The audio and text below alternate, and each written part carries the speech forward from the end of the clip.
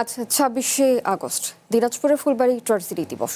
২০০৬ সালের এই দিনে কয়লা খনি প্রকল্প বাতিল এবং যুক্তরাজ্য ভিত্তিক কোম্পানি এশিয়া এনার্জিকে ফুলবাড়ি থেকে প্রত্যাহারের দাবিতে আন্দোলনে উত্তাল হয়ে ওঠে পুরো এলাকা। সেদিন দুপুরে তেল, গ্যাস, খনিজ সম্পদ ও বিদ্যুৎ বন্দর রক্ষা জাতীয় কমিটি এবং ফুলবাড়ি রক্ষা কমিটির নেতৃত্বে বিক্ষোভ মিছিল নিমতলা মোড়ের দিকে গেলে পুলিশ ও তৎকালীন বিডিআর সদস্যরা বাধা দেয়। আন্দোলনকারীরা সেই বাধা উপেক্ষা করে এগিয়ে গেলে মিছিলে টিয়ারশেল, রাবার বুলেট ও গুলি ছোড়া হয়। গুলিতে নিহত হন ৩ যুবক, আহত হন ২ শতাধিক আন্দোলনকারী। পরে ক্ষুব্ধ জনতা ফুলবাড়িতে অবস্থিত এশিয়া এনার্জির কার্যালয়ে ভাঙচুর চালায়। সেই থেকে প্রতি বছর ২৬শে আগস্ট ফুলবাড়ি ট্রাজেডি দিবস পালন। নগদ নিয়ে এলো হার না মানা হার অফার।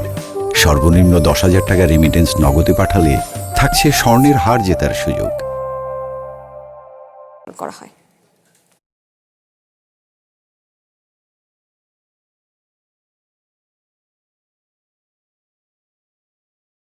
চার দলীয় জোট সরকার আমাদের সাথে চুক্তি করেছিল।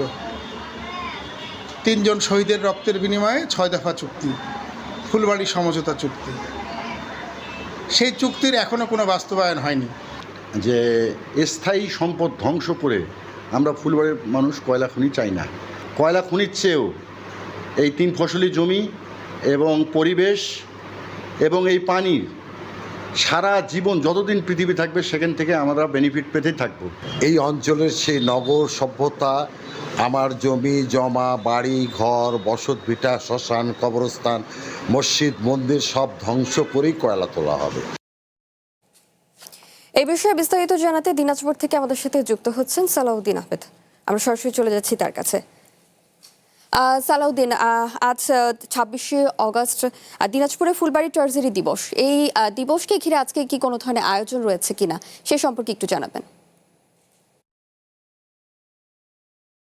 যে আয়োজন অবশ্যই রয়েছে, কারণ দিনাজপুরের ফুলবাড়ির মানুষ কিন্তু সেই ২৬শে আগস্ট ট্রাজেডির দিনটা কিন্তু ভুলতে পারেনি।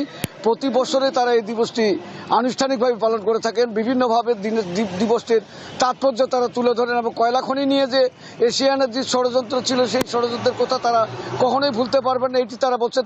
কারণ এর কারণ হিসেবে তারা বলছেন যে ফুলবাড়ির যে কৃষি ৩ ফসলা আবাদি জমি এবং বসত বাড়ি এগুলি উচ্ছেদ করে যে কয়লা উত্তোলিত হবে সেটা দিয়ে হয়তো ৫০ বছর বা ১০০ বছর বাংলাদেশের অর্থনীতিতে অবদান থাকতে পারে, কিন্তু প্রাকৃতিক এই সম্পদ কিয়ামত তক তারা মনে করছেন যে কিয়ামত তক ফসল আবাদ হবে, মানুষ এখানে যুগ যুগান্তর ধরে বসবাস করতে পারবে, প্রাকৃতি রক্ষা পাবে, ভূমি পরিভাগে যেমন ফসল উৎপাদন হবে, ভূগর্ভের পানিও তেমনি রক্ষা পাবে।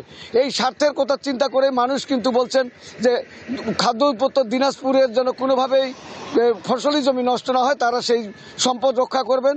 আরেকটি বিষয় হচ্ছে যে ২৬শে আগস্ট সালেকিন, তরিকুল এবং আলামিন নামে যে ৩ জন যুবক নিহত হয়েছে তাদের স্মরণে এখানে নির্মিত হচ্ছে স্মৃতিসৌধ এবং আন্দোলনের তীব্রতার মুখে এখানে তৎকালীন ৪ দলীয় জোট সরকার একটি চুক্তি স্বাক্ষর করেছিলেন, ৬ দফা চুক্তি। সেই চুক্তির বেশিরভাগই কিন্তু পূরণ করেছে সরকার। যেমন বেশি এনার্জিকে এখান থেকে প্রত্যাহার করা হয়েছে, আহত নিহতদের পরিবারকে ক্ষতিপূরণ দেওয়া হয়েছে, কিন্তু তাদের যে মূল দাবিটা এখান থেকে কয়লা উত্তোলন করা হবে ১ নম্বর শর্ত যেটি ছিল সেই শর্তটি কিন্তু সরকার এখনও বাস্তবায়ন করেনি।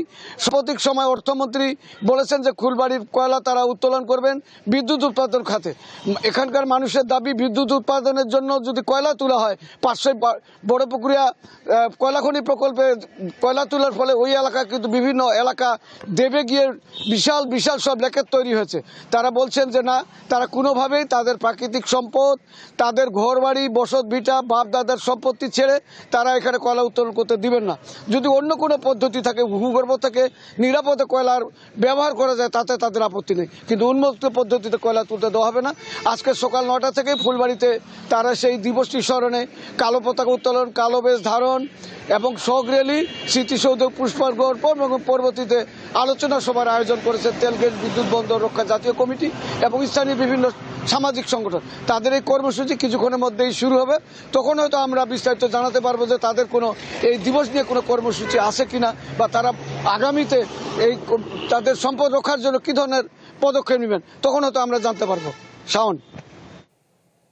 সালাউদ্দিন, আপনাকে ধন্যবাদ।